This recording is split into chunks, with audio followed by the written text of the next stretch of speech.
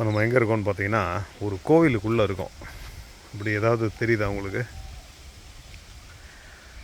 இப்போ நம்ம இருக்கிறது விசாலாட்சி சமேத விஸ்வநாதர் கோவில். இது இருக்கிற கிராமத்துக்கு பேர் பாலக்காடு. பாருங்க, இப்போ தெரியுதா கோயில்? இதுதான் கோயில், இப்போதைக்கு தான் கோயில். இந்த கோயிலோட மெயின் என்ட்ரன்ஸ் அந்த இடிபாடுகள் இங்கே இருக்குது. உங்களுக்கு வெளியில் போயிட்டு இந்த என்ட்ரன்ஸை காமிக்கிறேன். இது பக்கத்தில் 2 வீடு இருக்குது. அந்த அம்மா சொன்னாலும் கூட கோயில் உங்களுக்கு தெரியாது. நீங்கள் நீங்களாக பக்கத்தில் பார்த்தா மட்டும்தான் தெரியும். ஓகே, ஸோ இங்கே பாருங்கள், இது ஒரு குளம் இருக்கு இல்லையா? இந்த குளத்தை ஒட்டி இப்படி பார்த்தோன்னா தெரியறதா விசாலாட்சி சமேத விஸ்வநாதர் கோவில் இருக்கிற கிராமத்துக்கு பேர் பாலக்காடு. பாலக்காடு எங்கே இருக்குது அப்படின்னா, பாலக்காடை பார்க்கறதுக்கு முன்னாடி சுவாமி அம்பாள்லாம் ஒரு தடவை பார்த்துடலாம், வாழலாம் எப்படி இருக்கா அப்படின்ட்டு.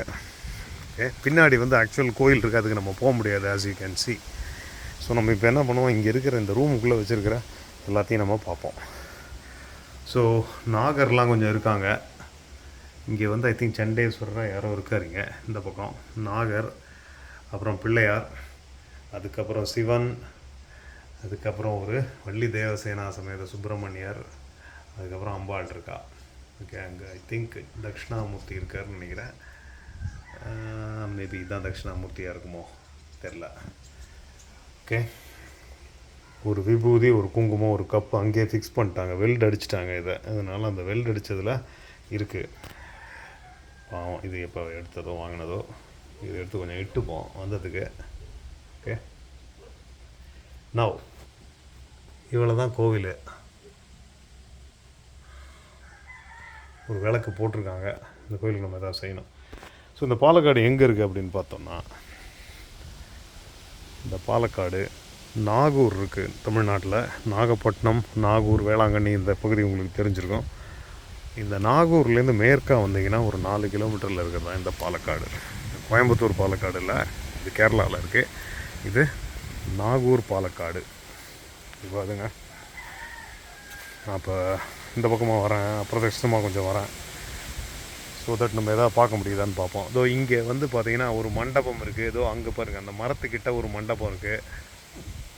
இங்கே இந்த கோயில் இப்படியே போகுது. இதெல்லாம் 100 நாள் வேலை வாய்ப்பில் சுத்தம் பண்ணுறதாகவும், எப்போயாவது ஒரு தடவை திருப்பி உடனே வளர்ந்துருது அப்படின்னு இந்த ஊருக்காரங்க ஒரு அம்மா சொன்னாங்க. ஸோ இவ்வளோ பரிதாபமான நிலையில் இருக்குது. இது பக்கத்தில் பெருங்கடம்பனூர்னு இருக்குது, இளங்கடம்பனூர்னு இருக்குது. அதெல்லாம் கொஞ்சம் பெரிய கோயில்கள். அந்த கோயில்கள்லாம் பஞ்ச கடம்பத்தலம் அப்படின்னு சொல்லி முருகனுக்கு ஒரு ஸ்பெஷல் ஒரு வரிசையில் வர கோயில்கள். அது அப்படியே போனீங்கன்னாக்க கீவளூர், சிக்கல் எல்லாமே வந்துடும். சிக்கல்லேருந்து இந்த ஊர் பார்த்திங்கன்னா ஒரு 12-13 கிலோமீட்டர் இருக்கும். கீவளூர்லேருந்து அதே மாதிரி 12-15 கிலோமீட்டர் இருக்கும். நாகூர்லேருந்து 4 கிலோமீட்டர், நாகப்பட்டினத்துலேருந்து ஒரு 8 கிலோமீட்டர். இவ்வளோ பக்கத்தில் இருக்கிற இந்த பாலக்காட்டோட நிலைமை இப்படி இருக்குது. இந்த கோயில் நரிமணம்னு இங்கே இருக்குது பக்கத்தில். நரிமணம் இஸ் ஃபேமஸ் ஃபார் அந்த ஆயில் எக்ஸ்ட்ராக்ஷன். அந்த நரிமணம் குறுக்கள் எனக்கு தெரிஞ்சவர், அவர் சொல்லி தான் இப்படி ஒன்று இருக்குன்னே தெரியும். இல்லைனா யாருக்குமே வெளியுலகத்துக்கெலாம் இந்த கோயிலெலாம் தெரியவே தெரியாது.